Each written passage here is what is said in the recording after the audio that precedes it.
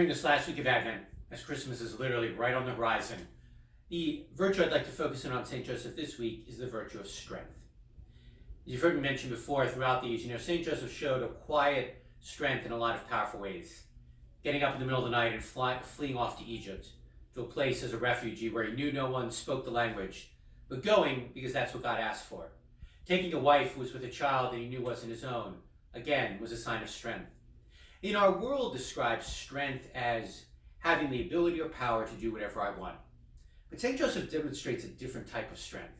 St. Joseph doesn't do whatever he wants, he does what he should.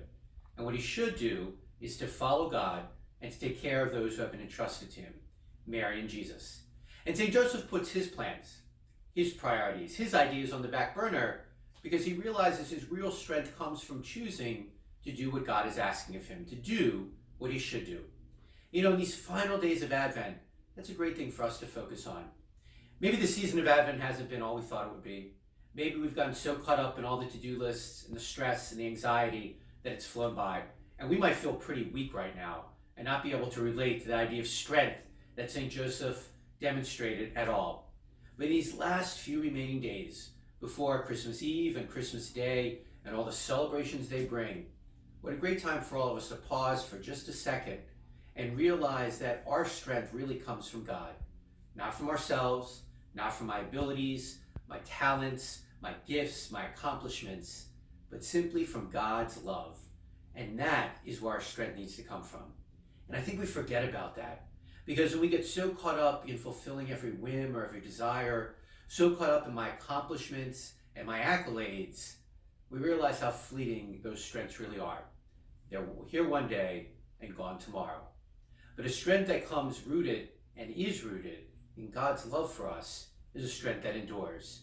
And like St. Joseph, when the going gets tough, when the rubber hits the floor, as they say, we find that inner strength that comes from being rooted in God and rooted in his love for us that St. Joseph so often demonstrated in his life.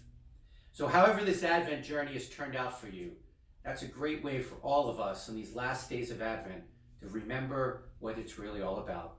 Being rooted and built on that foundation of God's love so that we can have the strength, not to be the foster father of the Son of God, but to be his disciples in our families, in our workplaces, in the soccer field, in our schools, wherever God may put us.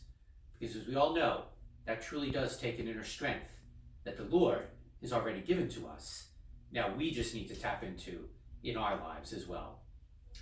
Not a homily or another thing to do before Christmas, just a moment to stop for all of us to think what it's really all about.